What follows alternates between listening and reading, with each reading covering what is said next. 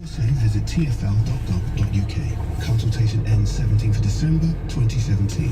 To the Mayor of London and TfL, every journey matters. Alan receives an unexpected call, which is the worst type of call. A tenant is moving out today. Frantically, Alan checks the diary. It's not in there, which means no checkout, which means no new tenant. Why is property so hard to manage, he groans. Poor Alan needs the calming influence of Arthur, the life-changing property management platform that puts you at the centre and in control. Arthur Online.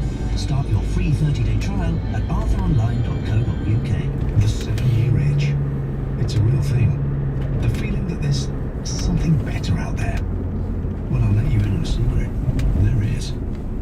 Under the Nissan Switch scheme, trade in your pre-2010 registered car and we'll give you up to £6,000 deposit contribution towards a Nissan X-Trail, or up to £5,000 towards a Nissan Qashqai at 4.49% APR representative.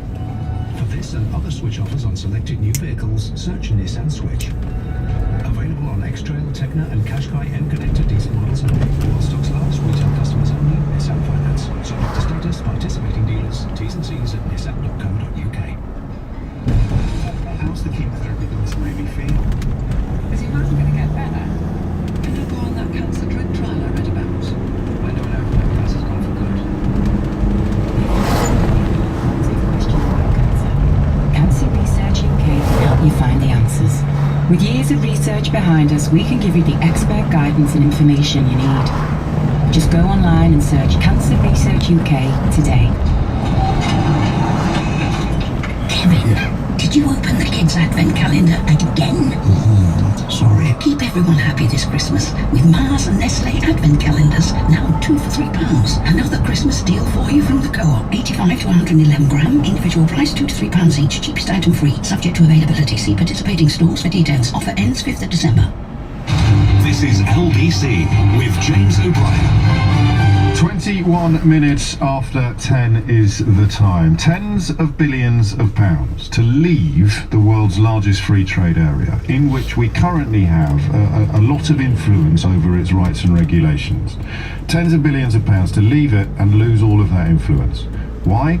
So that we can start from scratch. The 56 trade agreements that the European Union has with other countries, and of course the new one that we will need ourselves, which will by definition be inferior to the one that we currently have, and for which we pay £50 billion in order to meet our responsibilities and obligations from the past before we can...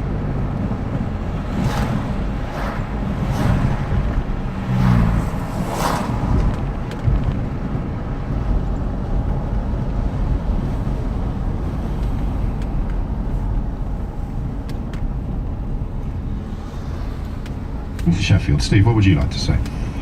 Hi James, you alright? I'm all good, mate. Well, you say, if that's a genuine question, I feel a bit like Charlton Heston at the end of Planet of the Apes, but I think you were just making small talk. Yeah, just as a general, fair enough. I mean, I live in a predominantly Leave area. I go to the main. Yes. I was a teacher for years, and a lot of educated teachers wanted to vote Leave, and the main reason that I got from them was the non-elected EU. Well, the House of Lords is non-elected. As you just said before, a lot of the proposal House of Commons, the cabinet picks itself, and it's just some of the arguments still. I mean, I was in Costa Coffee in an area outskirts in Rotherham, which is called like Mambas, which is basically a bigger area that's being regenerated, lots of housing. Yes. And there was literally a guy that said, and I like to laugh out loud, what have the Europeans ever done for us? It's like Monty Python. The European money actually built the area that he was standing on. Now, at this point, I would argue that, well, we give money to the European Union, they then spend that money on us. We can stop giving them the money and spend the money directly, but it misses the fundamental point of a single market, which is that single market, the biggest single market going. It's still, people genuinely still believe that we're going to be miles better out of it, and even no deal. And it's just going to be an absolute nightmare. It's going to be a decade of just carnage. And it's still part of it. And the logical argument, I go on when I go onto Facebook and I go onto LBC and look at the comments that through your little clips, and some of the rants that you get, it's hilarious. I don't let myself do that anymore. It's because it gets to. It's like going down a rabbit hole. I know it is, but you see, you're being sneering and condescending now, according to their tiny little minds. I'm sorry, but you've got to talk facts and logic, and they just don't this vile man on the radio. I think they call me Jem O'Brien last time I checked, which is. It's hilarious. I know. But mate, do you want to know something that's going to ruin your whole day? Go on. Their vote counts the same as yours does.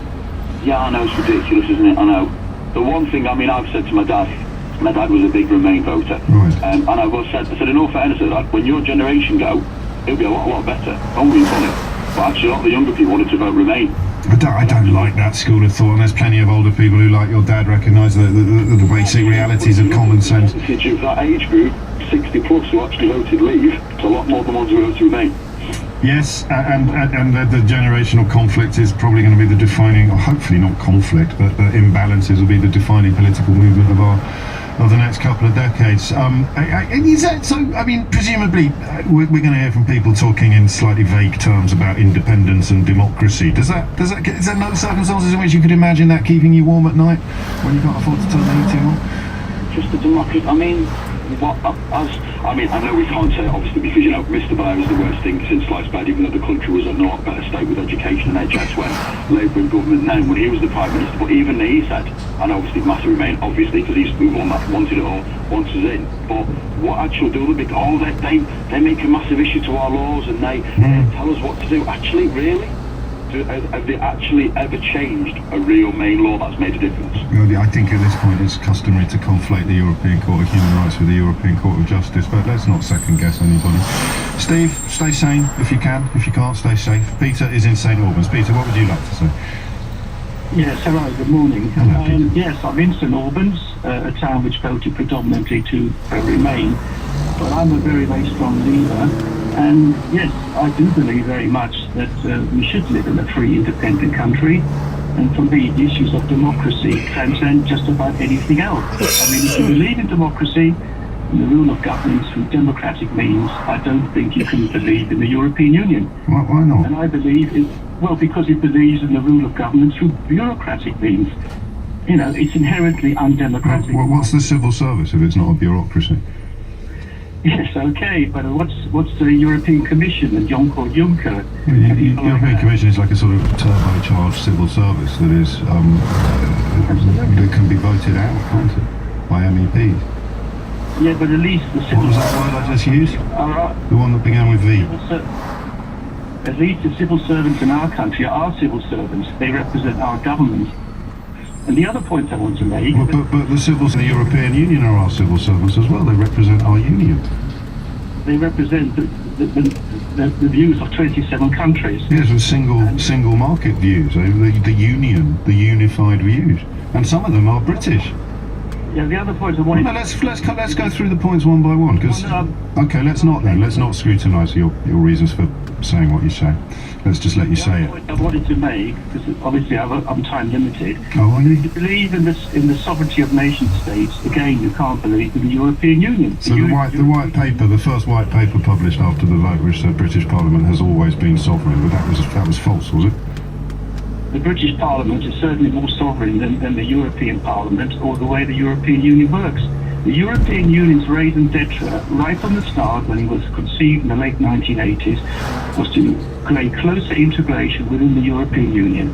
That's what it exists for. Well, that was in the Treaty of 1975. That was in the very first one we signed, closer political union. We joined the European Economic Community, which was essentially a trade agreement. No, it wasn't. Ted Heath wrote a very long and detailed letter about why it was much more than that. It was a kind of embodiment of what Winston Churchill described as the United States of Europe. The majority of the British people thought we were voting for a trade agreement. Yes, I know there was a coded message behind the scenes. There was no coded message, Peter. There was a categorical statement in both the treaty and the information provided to the British people by their own Prime Minister, Ted Heath, that it was an exercise in closer political union in the hope of not only fomenting and fostering greater trade, but also creating what Winston Churchill described as the finest bulwark against the prospect of another European war, which would be the United States of Europe. But I mean, I appreciate you don't. I appreciate you're short of time and you don't want your position to be properly scrutinised. Did you know we were going to pay £50 billion? I would have been happy to pay £50 billion. I didn't know we were going to pay it. So how much faith do you have? How much faith do you have in this man today? I don't know about 50 billion. I mean, I've seen 40, 50, 60. I've seen no explanation for any of them. So I don't think we're going to be seeing that sort of money change hands. So he is in charge, literally, of providing what you describe, although you don't want to answer questions about what you mean when you use these words, you describe as freedom and independence. He's in charge, right? How much faith do you have in him?